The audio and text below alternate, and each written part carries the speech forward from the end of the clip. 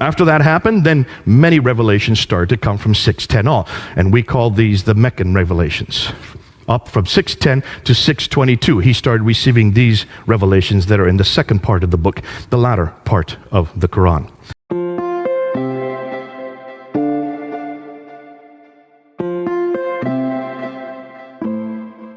This is going to be new for most of you, because what I'm going to do tonight is what was done about really against our Bible, and legitimately so, back in the 1800s, when people started asking the same questions about the Bible. Can we look and see whether or not these people called, well, Abraham, for instance, did he actually exist? Is there somebody that, are there customs that we can look at? Are there things that actually place him in the 19th century or 1900 BC outside of the Bible that support what he said, what he did? The same thing with Moses, the same thing with David. Moses in 1400 BC, David in 1000 BC. Every religion has historical characters that live in a place, doing certain events at a certain time. Names, dates, places, and events. Those are the four historical questions we should ask of every book, not just the Bible, the Upanishads, the Vedas, the Bhagavad Gita, the Book of Mormon, different books that are claimed to be religious books, and certainly of the Quran. So what we're going to do today is all these questions that have been asked of the Bible, now for the first time we're applying them to Islam. So let's open it up and let's talk about what we're talking about. Well, let's say the first thing that every Muslim will say is, and they all agree with this, is that Muhammad is the last and greatest prophet. I don't think there's any Muslim that would say any different.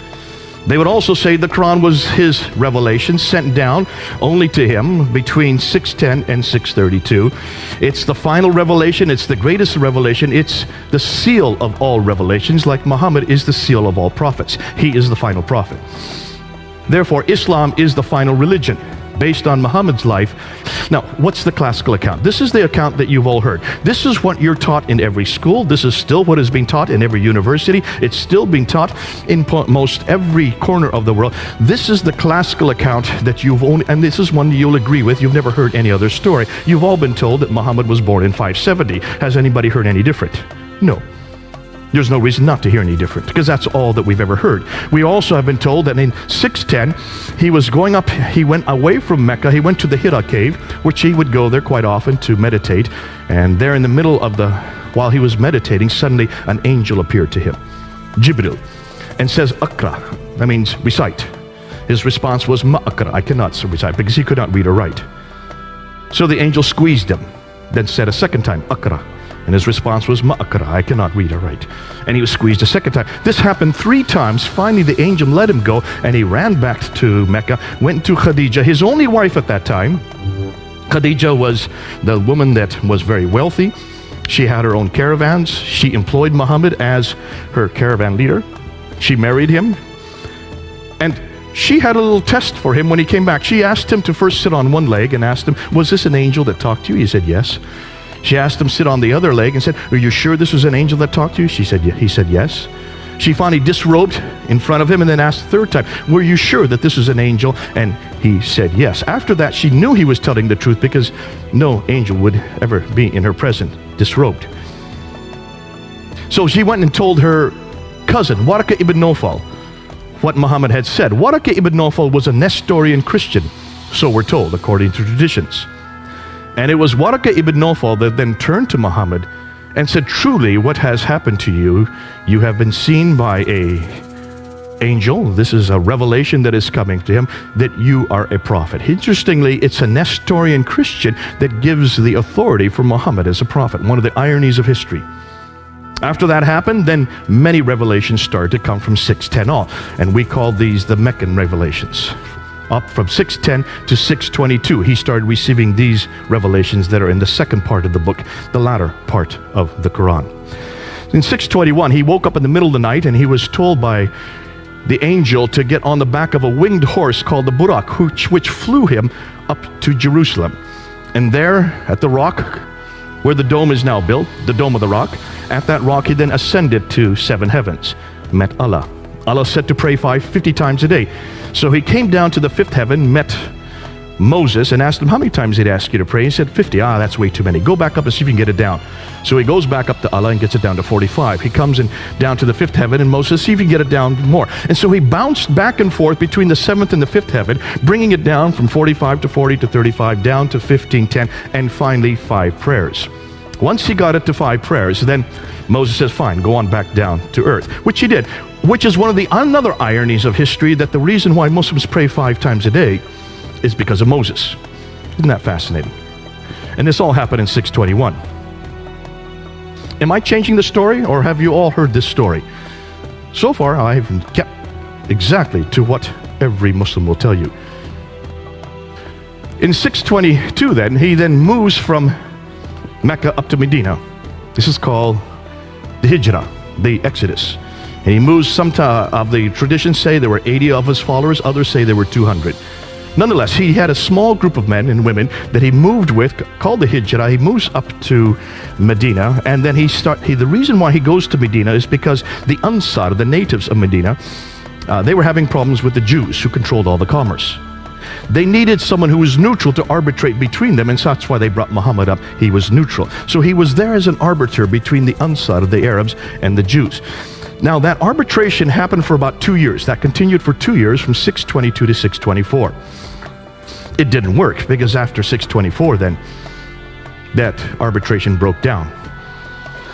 He still continued to receive revelations, and these revelations continued from 622 to 632, the last 10 years of his life. Once these arbitrations broke down, once the Jews no longer accepted him as a prophet, he no longer accepted them.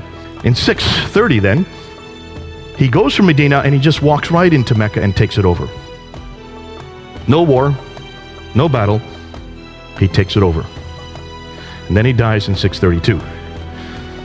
Some say he was poisoned, but what we do know is that he did die, and that's, at that time, the Quran had yet been written down. It had been memorized by many of the companions. Parts of it had been written on bones, stones, some had been written on bark, but it had not been written down completely when he died. After he died, Abu Bakr takes over. Abu Bakr rules from 632 to 634. He dies normally. Then Umar takes over, and he goes and rules from 634 to 644, the next 10 years. He then is killed. Uthman takes over, and he then rules from 644 to 656. It's during his ruling, the third caliph, his ruling, that the Quran was written down. 650 to 652 is when the Quran was finally written down, roughly 18 to 20 years after Muhammad's death. This is what the classical account says. This is what I've been taught. This is what you've been taught. This is the only story you're going to hear. And then Uthman is killed, and Ali, the adopted son of Muhammad, then takes over, and he is considered to be the legitimate heir because he is adopted by Muhammad. Muhammad didn't have any heirs. He had 2 sons, but they died in childbirth. He had 4 daughters, but they could not be his heirs. And that's why Ali had to be his heir. Ali then takes over, and then he is killed at the Battle of Siffin in 661.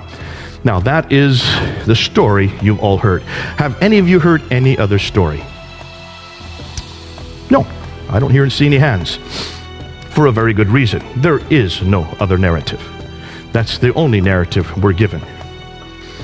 There you can see now where this is all happening. It's all happening in this red area here. From the birth of Muhammad in 570 up until the death of Muhammad in 632. Everything that took place during Muhammad's life is in that red area. Now, when should that have been written down? You would like to think it was written down, everything I've just told you, should have been written down while Muhammad was still living, or immediately afterwards, right? You would like to think so.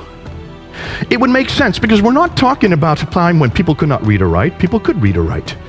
Listen, the Bible had been written long before this. We have a copy of the New Testament right here in London from the 4th century. This is the 7th century. 300 years earlier, they had already written the Bible down, and certainly people could read or write in this part of the world. Why? Because take a look and see what they controlled. They now controlled the central part of Arabia. These people were merchants. They should have been able to read or write. Muhammad could not, but certainly Khadija could, his wife.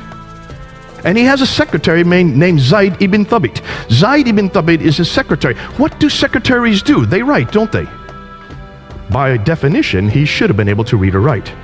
So you would have hoped that someone could have written down all the story that I'm just telling you about in this period, or immediately after here.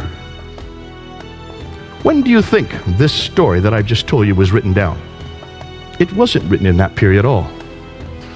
It wasn't written in the 7th century at all. Not even the same century that Muhammad lived.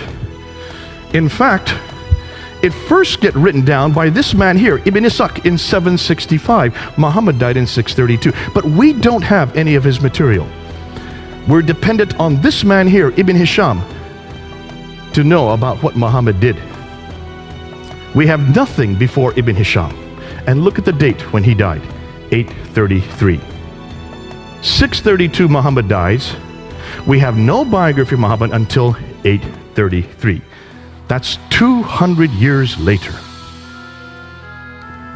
So basically what we're saying is, everything we know about Muhammad, about what he did, doesn't get written down till over here, 200 years later.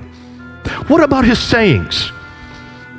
Al-Bukhari is the one that first writes down his sayings.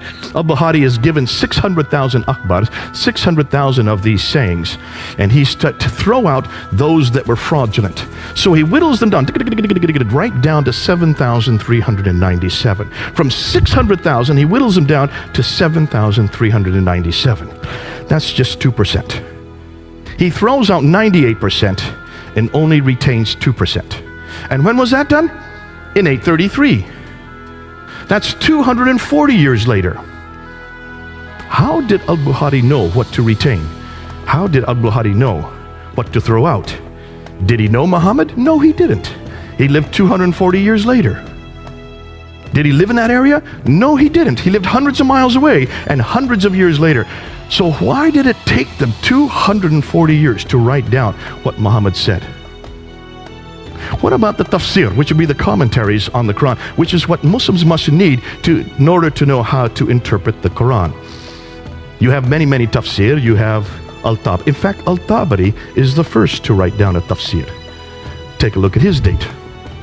923. That's the 10th century. 300 years later, because Muhammad died in 632. It takes him 300 years to write the first commentaries on the Quran down. Now, there are many that write after Al-Tabari. There's Baidawi, Zamakhshari, Suyuti. The names go on and on, but they all come after 923. Nothing before 923.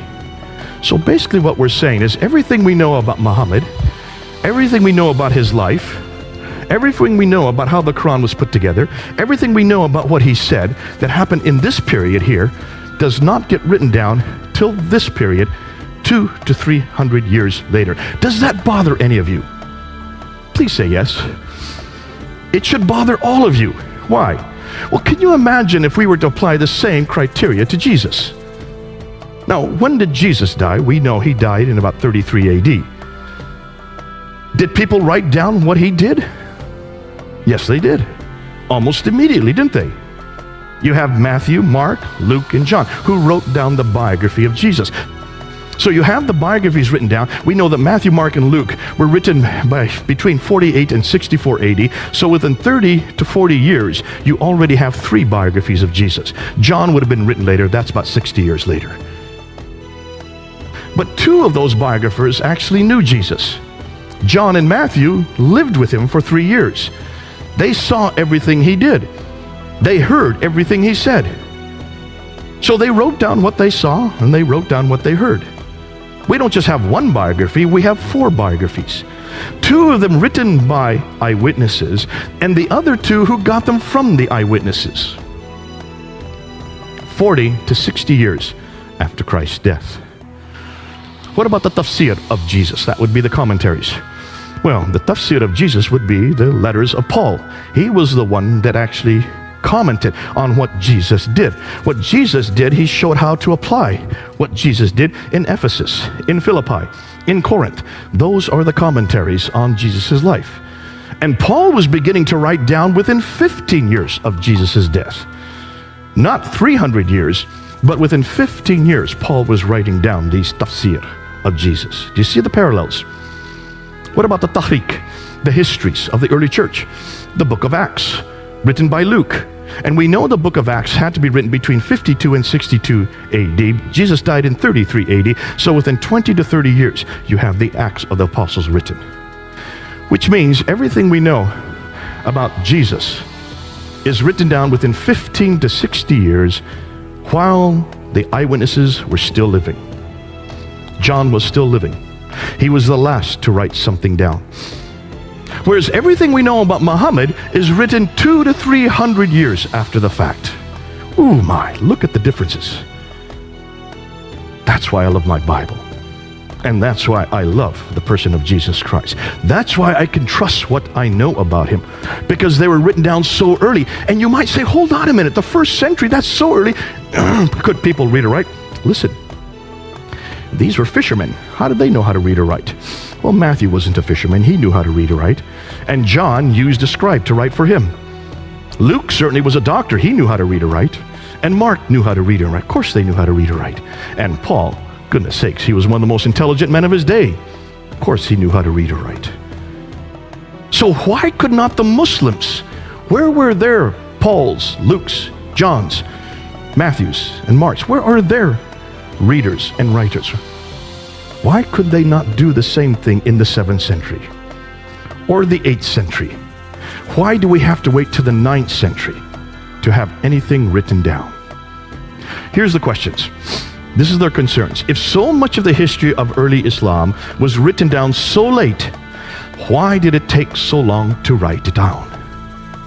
Were these people illiterate? I hear that all the time whenever I ask my Muslim friends this. They were illiterate. I said, hold on a minute. No, they weren't illiterate. By 642, within 10 years of Muhammad's death, Basra, Baghdad, Damascus, Jerusalem, and Cairo were controlled by Islam, or at least by Arabs. Those are huge cities. These had lots of libraries. They could read and write for hundreds of years, thousands of years in these cities. Please don't say no one knew how to read and write in those cities. By 685, by the time Abdul Malik comes to power, all of North Africa, all the way from Spain in the west, in the other direction, all the way to India in the east, that whole swath of land was under their control. Are you telling me that from Spain to India, nobody could read or write? Not one person? No, of course they could read or write. In fact, they tell me that the Quran was written down by Zayd ibn Thabit in 632 to 634. Within 2 years of Muhammad's death, the Quran was first written down by a man named Zayd ibn Thabit, who was the scribe of Muhammad, the secretary of Muhammad. His whole job was to read and write. So where did the 9th century biographers get their material from? And since we don't have anything before the 9th century, can we trust it? Since it's so late. Shouldn't we go back to the period these events took place? Shouldn't we go back to the 7th century and see what we find? And that's, as a historian, is what we need to do. Let's go back and see what we can find in the 7th century. And that's what now a whole slew of historians have begun to do. If when you look at the Quran, take a look at all the stories in the Quran, they just don't make sense for a 7th century environment. They make much more sense once the Muslims or the Arabs had moved out into the diaspora, where they would have come across these stories. Because these stories, actually, we know where the stories come from. Story of Cain and Abel in Surah 5, Ayah 31. That comes from the Targum of Jonathan ben Uzziah. The story of Abraham in Surah 21, Ayah 51 to 71. A great story of, but it does not come from the Bible. It actually comes from the Mishnah Rabbah. The story of Solomon and Sheba in Surah 27, Ayah 17 to 44. A terrific story with the hoopoe bird and the Queen of Sheba pulling up her skirts and she has hairy legs. That story does not come at all from my Bible. I don't remember her ever pulling up her skirts. Nor do I remember a hoopoe bird that could talk. Or that Solomon, who had created an entire air force that would drop stones on the enemy with the name of the enemy at the bottom of the stones. This is not in my Bible. I would have loved to have had that story in Sunday school. For one very good reason. It's from the second Targum of Esther, which is written in the 2nd century. It was nothing more than an apocryphal account written by the Jews in the 2nd century, and nothing more than as entertainment for their children. Yet you find it in Surah 27, Ayah 17 to 44. They shouldn't have ever put it in the Quran. This does not come from God. It doesn't even come from His scripture. It comes from nothing more than a folk tale for children. The first Arab inscription referencing Muhammad is not till 691. Muhammad died in 632. Isn't that interesting? There's no Arab reference to Muhammad earlier than 691. That's 60 years after he died. The first reference to Muslim, the word Muslim, is not till the 690s. So what did these people who were destroying and taking over Basra, Baghdad, Damascus, Jerusalem, and Cairo, what did they call themselves? Well, they called themselves Saracen, which is the Arab name for these people. They call themselves Hagarim because they are in the line of Hagar.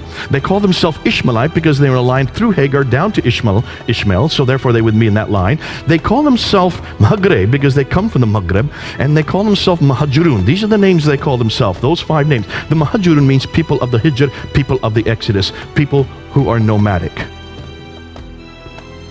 The first reference to the word Islam is not till 691 on the Dome of the Rock, there in Jerusalem. And the first reference to the city of Mecca is not till 741. Muhammad died in 632. As you know, as I already said, the first biography of Muhammad is not till 833. Now let's unpack this and let's see what we're talking about. And let's start with Dan Gibson's material. Now Dan Gibson, when he was looking at the Quran, and you can do the same thing, he wanted to find out where the geographical locations were in the Quran. And he noticed there were 65 geographical locations. 9 places are named over and over again. And the names that come up over and over again are these people from Ad. 23 times it talks about this prophet who has contact and has relationship with these people from Ad. It doesn't mention who this prophet is. It just says the prophet, the messenger, the prophet, from the place of the prophet, from the place of the messenger. It doesn't refer to where he lives. Isn't that curious? In fact, you're not going to find reference to Muhammad. You will. There, in all the many references to Muhammad, take a look, you'll see they are all in parentheses, which means they've had to been put in at a later date. Muhammad's name is in Arabic is only found 4 times. 3 times in one surah alone. 4 times. How many times is Jesus found in the Quran? Try 93.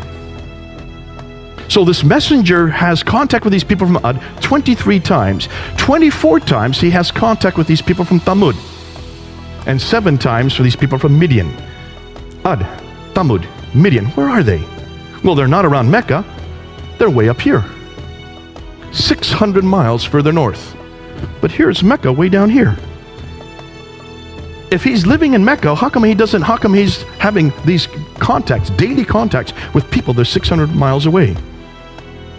Put that under your hat and hold it a minute. Let's talk about Mecca. See, what we now know about Mecca, it's only referenced once in the entire Quran, and it talks about the valley of Mecca in Surah 48, Ayah 24. That's it. No other time does it talk about this place. Well, what do we know about Mecca? Well, we know that there's also reference to Bakka. We don't know if that is Mecca. We know that if you look at the traditions and you add them with the Quranic material, we do know right there that it's in a valley. We know that there's a parallel valley where the Mecca is. We know that it has a stream going through it, that it has a pillar of salt outside of it, because when this prophet goes past in the morning, he passes the pillar of salt. That's the wife of Lot. And when he comes in the evening, he passes that same pillar of salt. More than that, we know that there are fields, clay, grass, trees, loam, and olive trees. That's curious. And that there are mountains overlooking the Kaaba. Now take a look at every one of these references. None of these fit Mecca. Mecca is not in a valley. There is no parallel valley. There is no stream going through it. It only has one well, the Zamzam well. It could not have accommodated any caravans. It does not have tree, fields, clay, glass, or any suggestion of any olive trees, because olive trees only exist in the Mediterranean, 600 miles further north. There are no olive trees at all in the Arab Peninsula. So, all of these geographical references make no sense for Mecca. Now, according to Islam, Mecca is probably the oldest city in the world, because according to Surah 7, Ayah 24, when Adam and Eve, when they were up in the Garden of Eden, which is up in space, when they were thrown out of that garden, they were thrown down to earth. According to the traditions, it was Mecca that they were thrown down to. So it would be the earliest sanctuary for all of mankind. We also know in Surah 21 that Abraham is in Mecca. He is there, and he goes into the Kaaba and he destroys the idols. That's in Surah 21. So in 1900 BC, Mecca should have existed if Abraham's there, right? We also know from all the traditions that Mecca was the center of trade, north, south, east, and west. That's why it became rich. That's why Muhammad was there. He was a trader. So, it's the mother of all settlements, according to Surah 692, Surah 42, Ayah 5. Adam and Eve came from there. Abraham came from there. Muhammad was born there. And it's also where the Qibla, the direction of prayer, every mosque should be facing Mecca. Correct? From 624 on, it should be the case, because we do know, according to Surah 2, Ayah 145 to 149, that Muhammad, when he moved to Medina in 622, he redirected the Qibla back up to Jerusalem so that it could accommodate the Jews. After 624, the Jews would not accept him as a prophet, so suddenly he gets a new revelation in Surah 2 to redirect the Qibla back down to Mecca. So from 624 on, every mosque should be facing Mecca, right? Now, take a look at this Byzantine map of the trade route from the 7th century. What's missing? Can you find Mecca? This is a copy of a Byzantine map from the 7th century. Mecca isn't there. This is where Mecca should be, right here. It's not on the map. Here's a map of trade routes from the 7th century. These are Arab trade routes. These are not Byzantine trade routes. These are Arab trade routes. Where's Mecca? It's right where that question mark should be. When we look at the earliest maps, we can't find Mecca on any of the maps. This is the map that Patricia Corona looked at, and this is the one that got her curious. She was shown this map. This is a map that's not from the 7th century. It's a map that was made today in the 20th century, redacted back to the 7th century to show you what the place looked like. And when she looked at this map, she noticed that all the trade would have come from here in India and China further away. They couldn't go that way because of the Hindu Kush and the Himalayas. So all the trade used to come across the Arabian Sea over here into the Persian Gulf and used to go that direction up to the Mediterranean world. Are you following me there? The problem is that the Sassanids who were here were warring against the Byzantines who were there. So they were warring back and forth for 200 years from the 5th, 6th, and 7th century. So that shut down the trade from going up the Persian Gulf. They had to redirect the trade from India across the Arabian Sea down to here in Aden. And that's where they took off all the trade. They took it off the boat there, and they went 1,250 miles following that green line all the way up to Gaza in the north. That's a pretty good theory. That's called the trade route theory. Montgomery Watt was the one that came up with that theory. The Muslims love it, and they've grabbed onto it, and they're still using it today. Dr. Patricia Crone looked at this map. She says, hold on a minute, you've got a problem there. Let's see if any of you can find that problem. My 10-year-old son found it within 2 minutes. I'm not going to give you 2 minutes. Can any of you see a problem with that theory right there by looking at that map? No? No one's going to try? Should I give you a hint? Water. That's a pretty big hint. Go ahead, sir.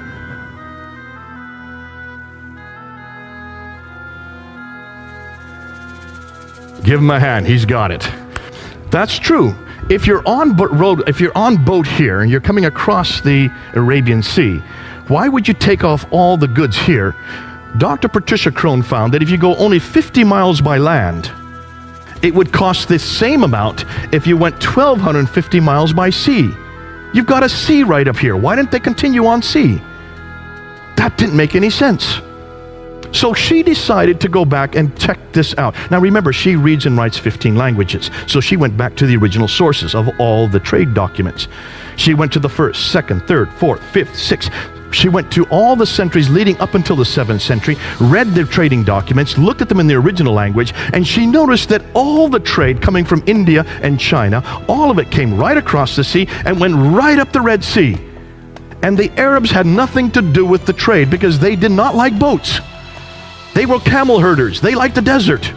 That's why you don't have any ports along here. There was only one port that she could find. All the ports were on this side in Africa, and the people that controlled the trade were from this area, from Eritrea. The documents, the trading documents that she found over here had Eritrean names or Ethiopian names, African names. They were the traders, which makes a lot of sense once you look at the map.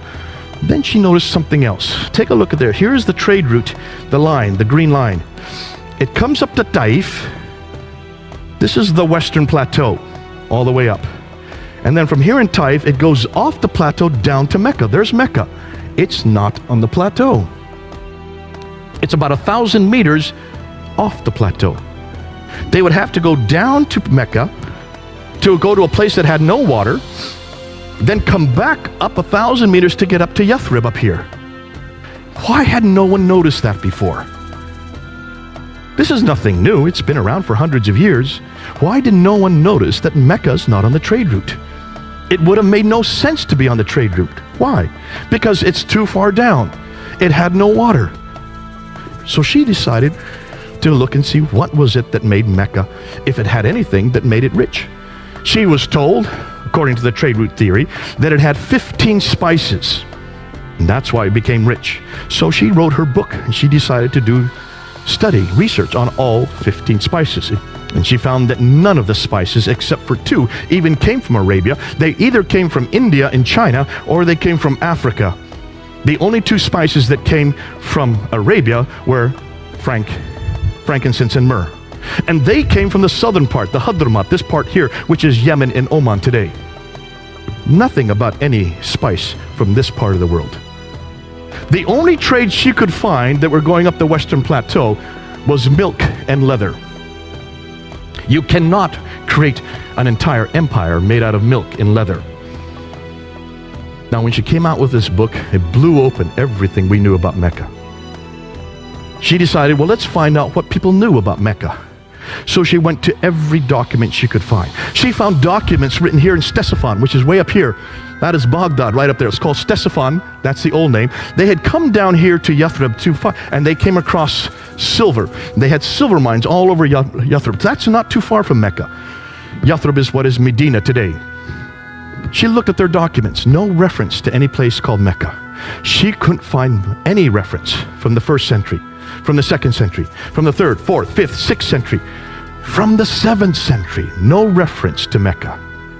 So when did she find Mecca? Not till 741. 741. Muhammad died in 632. She couldn't find any reference to Mecca earlier than 741. That's over 100 years later. So what is this city? Where is this place that Adam and Eve were sent down to? Where is this Kaaba that supposedly Abraham rebuilt with Ishmael?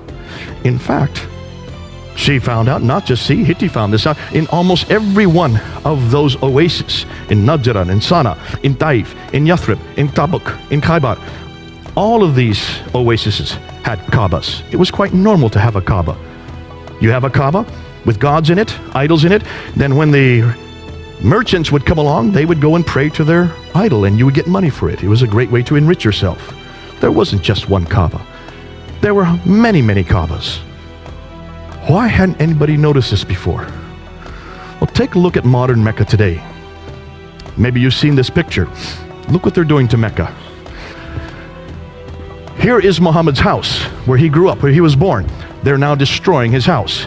Here is Khadija's house, where his wife grew up. They're now destroying her house. Why are they destroying these houses? And why are they cementing it all up? Any idea? Folks, can you see what's happening as we speak? Muslims all over the world are upset. But the Saudi Arabian government is continuing. They're going to build 62 of these buildings all around the Kaaba, so that all the rich Muslims can have air conditioning when they come to do the Hajj. That's their reasoning for it. You can see why. Mecca did not exist before 741. It's too late. So if Mecca didn't exist before 741, what are you going to do with the Qibla, the direction of prayer? Every Muslim must pray towards Mecca. Am I correct?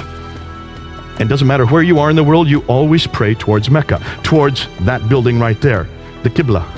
In Surah 2, Ayah 143 and 145, the direction of the Qibla was then redirected down to Mecca. That would be in 624, the date they give. But here's the problem. Archaeologists are having a difficulty. As early as 1905, 2 archaeologists, one called Dr. Creswell and Dr. Fedavadi, in 1905, were traveling in that part of the world. You can't go there anymore, but back then you could. And they were looking for the earliest mosques, and they wanted to go to find these mosques that were in the 7th century. So they went to mosques, one mosque in Wasit and another mosque in Kufa, which is in what is today Iraq. And they start digging down to the different layers till they got to the original floor plan of these two mosques. And when they found the original floor plan of both Wasit and Kufa, they noticed the Qibla was not facing Mecca. It was facing directly west. When they went to Egypt, outside Egypt is Fustat, the garrison town. When they went to the mosque in Fustat, just outside of Cairo, when they dug down to its original floor plan, they noticed that the Qibla was facing east. It should have been facing south. It should have been facing down here. But Kufa and Wasit were facing that direction. Fustat was facing this direction. If the earliest mosques that we've been able to find are facing west and east and not south, then it looks like we have a different Qibla. Jarkib Edessa in 705 also said that the Qiblas. So from all this it is clear that it is not to the south that the Jews in the Maghreb is the name for the Arabs at that time, in the regions of Syria prayed, but towards Jerusalem. He thought it was Jerusalem as well. He was actually wrong. Dr. Dan Gibson decided to pick up this argument. He had read about it. He'd heard about the debate I had had on it. He also knew about that this was a problem. He saw also that there was a problem. So he decided to do something that no one else had done. He decided to look at all the earliest mosques, but you can't go to the earliest mosques today and see where the Qibla is because they are all facing Mecca. Every mosque is facing Mecca, anywhere in the world. So he decided to use satellite technology to look down from space, to look and see where the original floor plans for all these mosques were. And guess what he found? When he looked at the great mosque in Guangzhou in China in 630, it's facing Petra, not Mecca. When he looked at the great Humayma Mosque, southwestern Jordan, the Qibla is facing Petra. It should be facing Mecca. The great mosque at Baalbek in Lebanon, it's facing Petra. It should be facing Mecca. When he went to the great mosque of Sana'a in Yemen, the capital city of Yemen, right at the very bottom of the peninsula, built in 705. Now look at the date. All the Qiblas were supposed to be canonized in 624. So every mosque after 624 should be facing Mecca. But here's one built in 705, and it's facing Petra, not Mecca. This is an interesting one. This is in Jerusalem. Now you have the Dome of the Rock right here. That's the beautiful Dome of the Rock. Here you have the Al-Aqsa Mosque here. The Dome of the Rock is built in 691. The Al-Aqsa Mosque is built in 709. Look at the entire citadel, including both the Dome of the Rock and the Al-Aqsa, are all facing Petra. 691, 709. The entire citadel is facing Petra, the third most holy shrine in Islam. The Damascus Mosque, built in 709, it's facing Petra. It should be facing Mecca.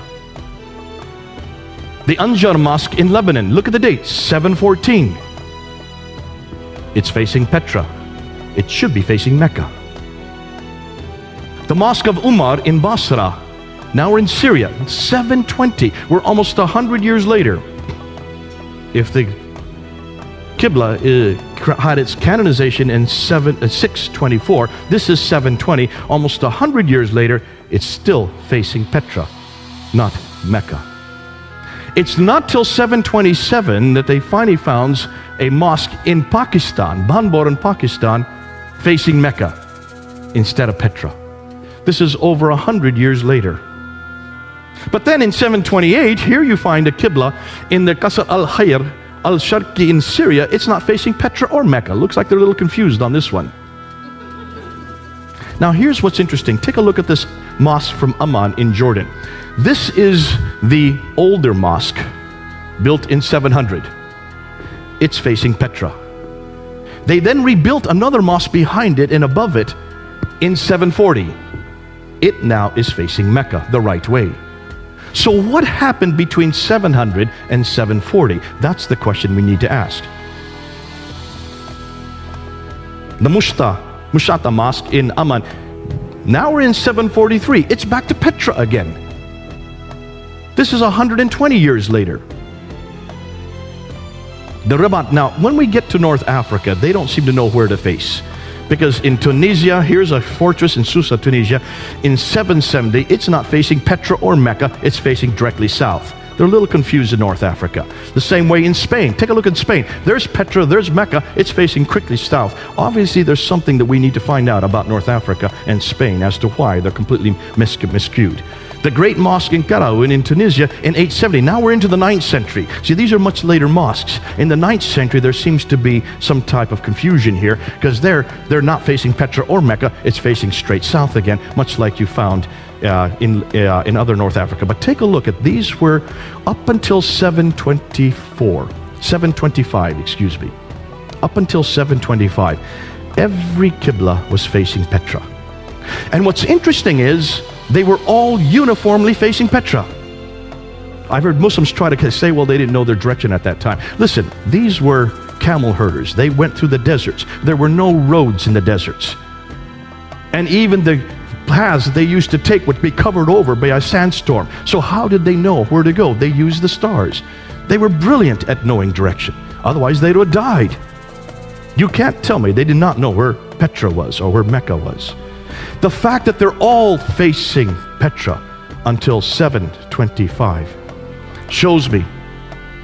So from 622 to 725, every mosque he looked at was uniformly 100% facing Petra. Between 725 and 822, there seems to be a confusion. There seems to be something going on. We don't know what it is yet. But there was still backwards and forwards, especially in North Africa. They didn't know where to go. So 12% of the mosques were facing Petra. 50% started now to face Mecca. 38 were parallel or in other directions. And it isn't till 822 that every mosque begins to face Mecca. That's 200 years later. It takes them 200 years to get every mosque facing Mecca. Now we should ask, why is it that no one's known that before? That to me is hugely troubling. So why Petra? Well, take a look where Petra is. Remember that Arab trade route? I showed you where Petra, it's in the center of all the trade. See, Mecca's not even on the trade route map for one very good reason. There was no trade that went through Mecca. But Petra is on the center of every route. What is Petra known for? How many people have been to Petra? Has anybody been there? Okay, one man, two. What do you notice about Petra? It has tombs and temples. It was a center of the Nabatean kingdom. The Nabateans, we know about the Nabateans. They existed from the 2nd century BC. They existed, in fact, it's the Nabatean kingdom that we get the name Allah. Allah is a Nabatean god. The black stone that's in the Kaaba comes from Petra.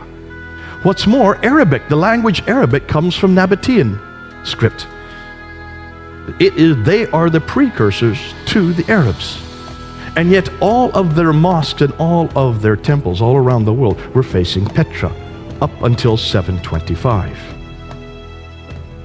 Let's take a look at Petra even closer. Look at Petra. It's in a valley. It has a parallel valley. It has a stream going right through it. It has fields, trees, grass, clay, loam. It has olive trees. It's near this. If there was ever a pillar of salt that Lot's wife would have been, it would have been close to Petra, because that's exactly where that event took place.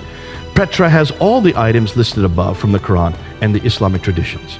Everything that we see in the Quran, in the Islamic traditions, fit Petra. None of them fit Mecca.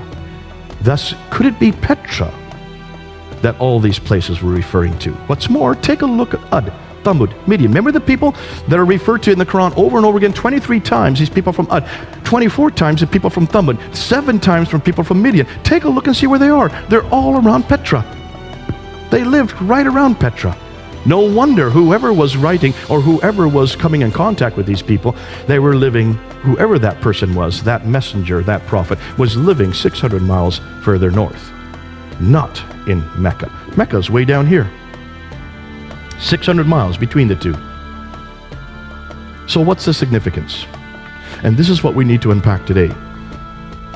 We don't know anything about Muhammad at all in the 7th century. Now, we do know from outside sources. We do have this from extra Quranic sources. We do have references to Muhammad. The Doctrina Iacobi, which is right here in the British Library, written in 634, refers to him by name. But it doesn't say where he's from. It doesn't say what he does. It just warns people, be careful of this man Muhammad. The writings of Sabaeus, written in 660, do talk about Muhammad and warn the Christians to be careful of him. But it doesn't place him in any place. nor does it give him much significance, other than the fact that he was a man who did an awful lot of warring. What's interesting is the earliest documents we can find from within Arab sources, from within Muslim sources, the Maghazi documents, which are the earliest part of the Siratul Rasulullah, written by Ibn Hisham in 833. The earliest documents that Ibn Hisham was dependent on are the Maghazi documents. The Maghazi documents means raids. He was a raider. That's what he did. Now can you understand that even his biography from 624 to 632 are about raid after raid after raid after raid. He was involved in 29 raids himself, and he planned another 39 according to his own traditions. That fits the man that we're talking about. It fits the historical character. But nowhere does it say that we can find of these raids being way down in Mecca. It looks like they must have been much further north. His biography doesn't even appear till the 9th century.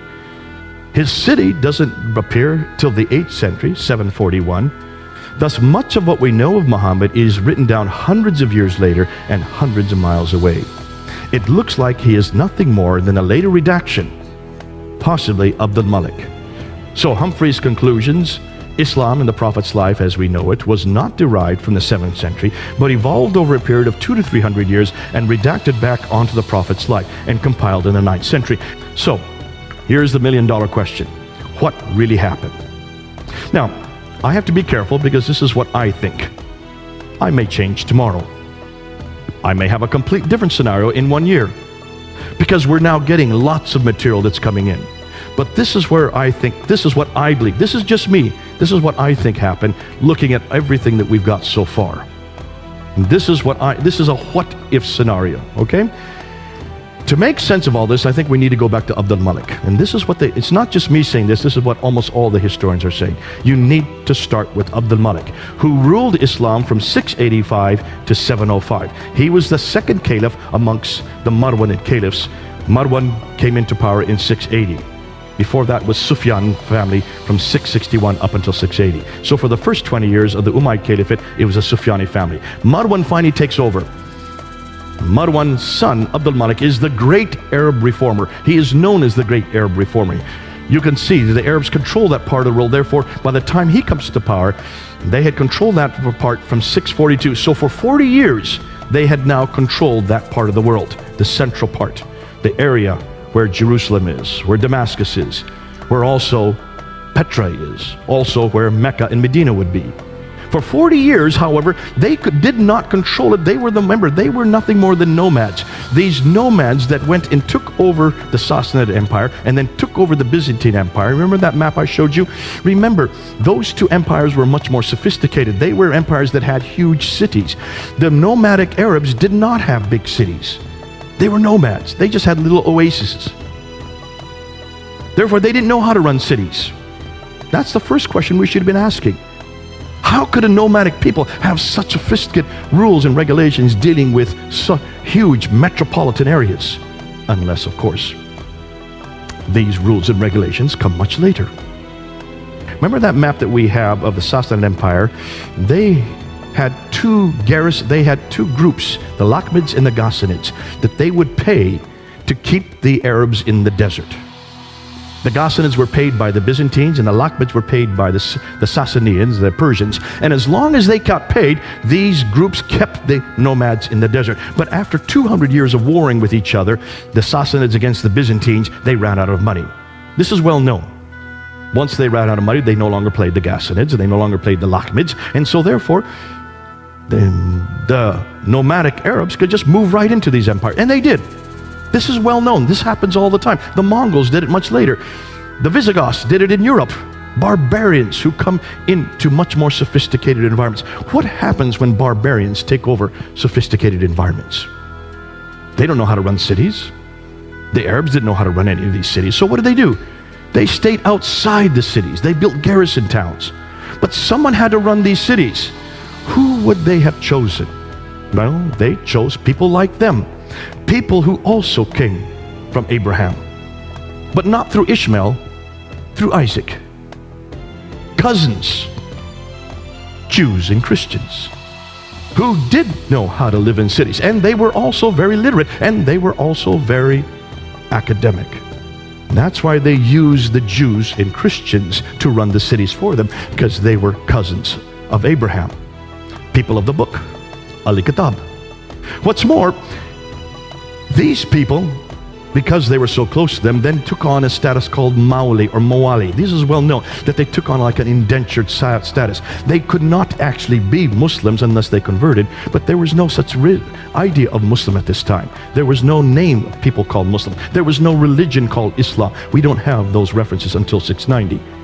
So for 40 years, these Arabs were dependent on the Jews and Christians to run everything for them. Now, what happens after 40 years? You can see the problem. By the time Abdul Malik comes to power, he realizes that there is no Arab identity. He needed an Arab identity. You want to create your own identity. It's very clear that the Arabs did not have a prophet. It's very clear that the Arabs did not have a book like the Jews and Christians had. They had a whole line of prophets. They had whole slews of books, 66 books. Nothing in the line of Ishmael. But you're the ones that now control the world. You control all these Jews and Christians. So we know, and this is well known, that Abdul Malik is known as the great Arab reformer. He's the one that introduces Arabic as the international language.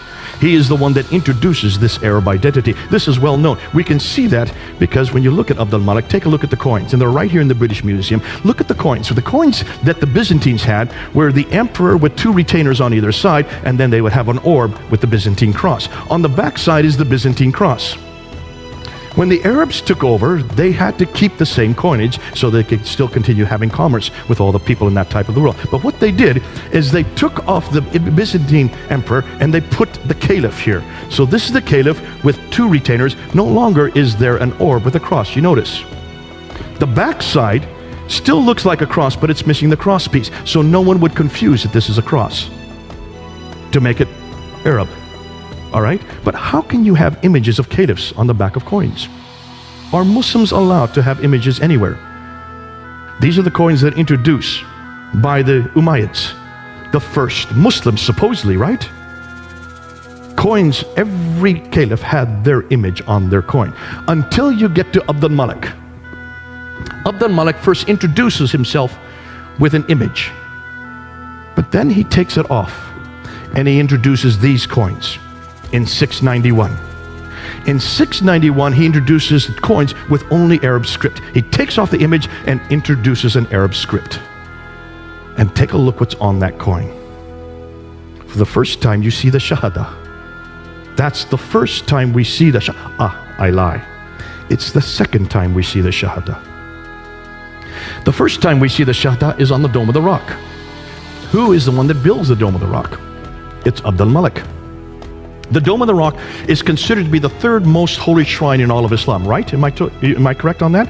Ask any Muslim why the Dome of the Rock is built, and they will tell you, well, that's where Muhammad went to the seven heavens. Remember I said that earlier tonight, right?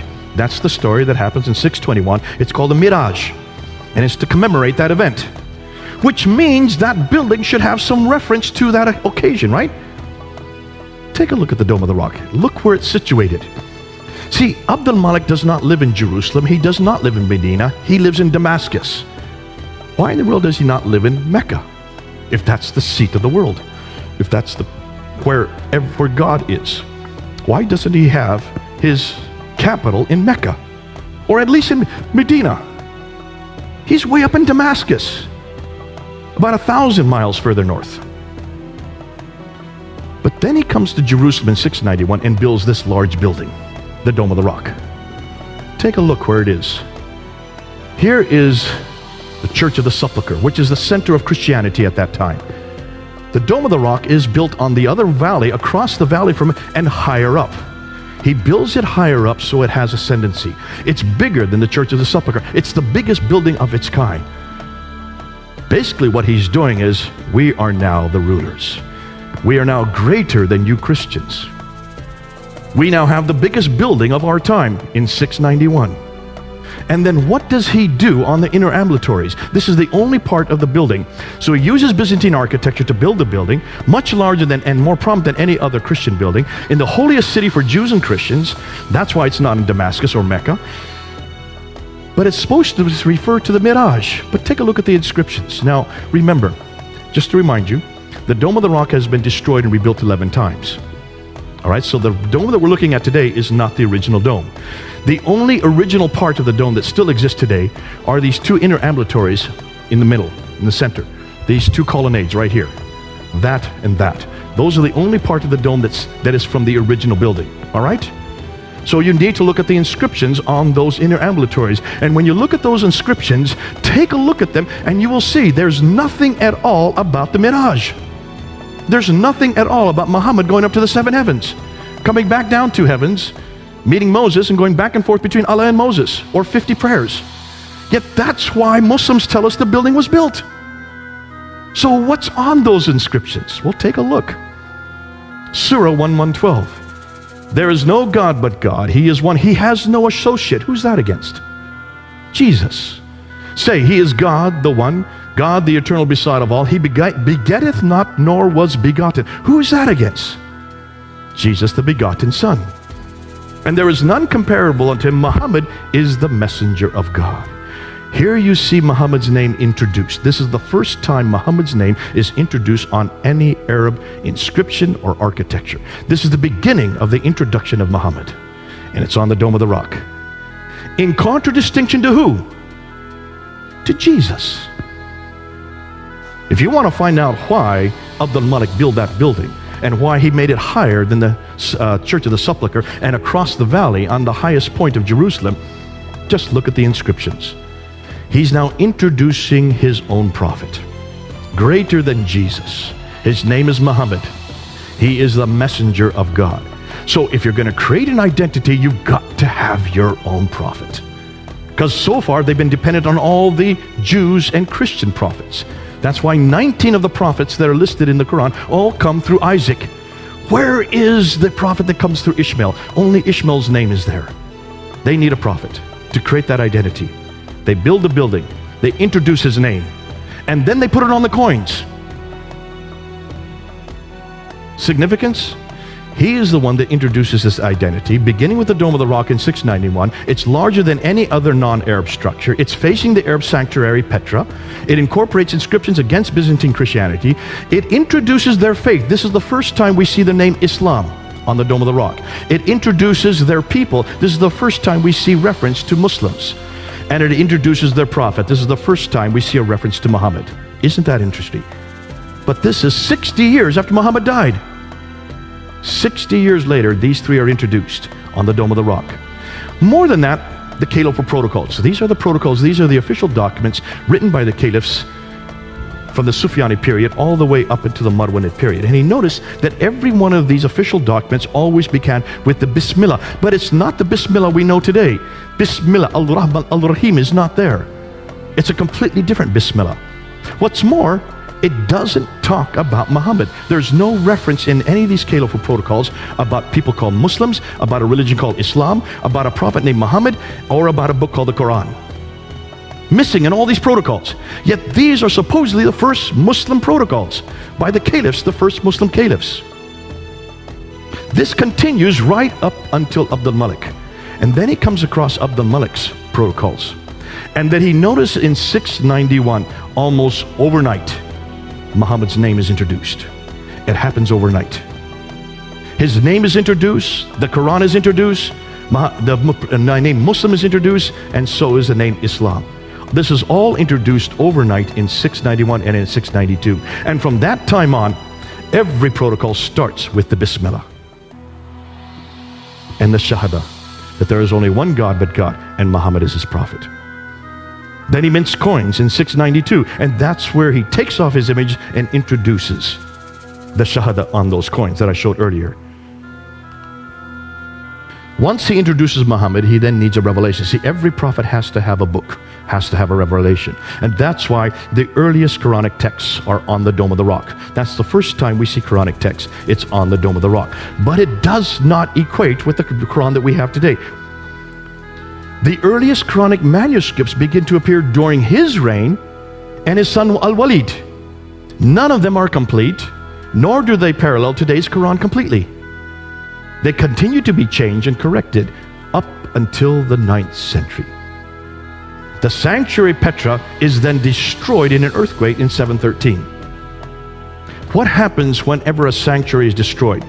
Well, as the people know, whenever their sanctuary is destroyed, that means God no longer has favor with that sanctuary. You've got to change your sanctuary, because this is God's way of saying, this no longer is my sanctuary. Because earthquakes always come from God back then. So where are you going to change it to? Well, you're going to go back to where the Marwanids came from.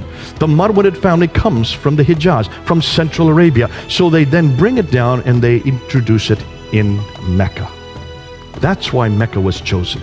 It looks like Mecca was a pagan, probably a Nabatean pagan shrine that they took over, kept the practices that were still there, and tried to infuse some theological meaning. But it doesn't make sense when you look and see who God is and what He has done historically. So they chose Mecca. Now that the Muslims have a prophet, Muhammad, and they have a revelation, the Quran, now they got a revelation and a prophet, they need a sanctuary, so they choose Mecca. Now that they have the three ingredients, they now need to have a history. You've got to create a history. You've got to put Muhammad in his own place. You've got to put him in his own milieu. Now can you see why it took them for another 100 years to finally get that together? By the time they get the Sirah in 833 and the Hadith in 870, they also need to have rules and regulations. Take a look when all four schools start to appear. The Hanafi school, the Maliki school, the Shafi school, the Hanbali school. They all begin to appear in 820 and later. Nothing before 820. That's the 9th century. 200 years later, and hundreds of miles away. Why? Because now the laws have to be created. And that's why they borrow right, left, and center from Roman law and also from Sassanid law, Persian law. And then once you get that, then you've got to make sense of the Quran. By that time, the Quran is full, but it is full of contradictions. Just take a look at the Quran, borrowing from many different sources. If you borrow, you've got to make sense of it. That's why the tafsir had to be created. And the tafsir do not start to begin to appear until the 10th century, 300 years later. By the 9th century, they now have the book, the man, the place, and the story. All four. But that's 200 to 300 years too late. So, what about Muhammad? Since much of what we know about early Islam is now in doubt, since nothing is known of Muhammad until the late 7th century, or Mecca until the 8th century, or his history until the 9th century, hundreds of years later and hundreds of miles away, can we conclude that Islam is nothing more than a later redaction possibly begun by Abdul Malik, then continued on by his descendants, Al-Walid and others, proving Muhammad had nothing to do with the Quran? So, who is he? And what is his purpose? They've got the wrong man at the wrong place, doing the wrong thing at the wrong time. What about Jesus? We know where Jesus was born. That's pretty clear, in Bethlehem. We know where Jesus grew up, in Nazareth. We know where he died, in Jerusalem. We know what he did especially for the last 3 years. We know from eyewitness accounts, Matthew and John. We know from hostile accounts. Look at Thallus, Tacitus, and Josephus. They are the ones that tell us about the crucifixion. They are the ones that give us his name. Thallus and Phlegon were debating about the crucifixion in 52 AD. These were Greek historians. These were not Christians.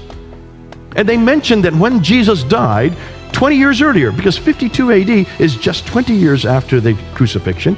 Within 20 years, they were debating the fact that when he died, the sun went dark and the earth shook. That's a Greek historians. Tacitus, who had nothing good to say about Christianity, he hated Christians. Yet he's the one that says that this Jesus died during the time of Pontius Pilate under the rule of Tiberius in 33 AD. That's why we know that he died in 33 AD, because of Tiberius, the historian, writing at the end of the 1st century. So there's a Roman historian giving us reference to Jesus. What about a Jewish historian like Josephus, the greatest historian of his age, writing in Rome? He says in the early 2nd century, he talks about Jesus. He even mentions the brother of Jesus, mentions about the death of Jesus, and mentions about the death of his brother James. And then curiously, he also happens to mention that the Christians believe that Jesus rose again. The only reference we have to the resurrection from outside a biblical source comes from Josephus, a Jewish historian. So there you have a Greek historian, you have a Roman historian, you have a Jewish historian, all talking about Jesus and his death. That's why we know, and we can be sure of what he died and where he died. No doubt about his historicity. Thus we have the right man at the right place, doing the right thing at the right time. That's why I love my Jesus.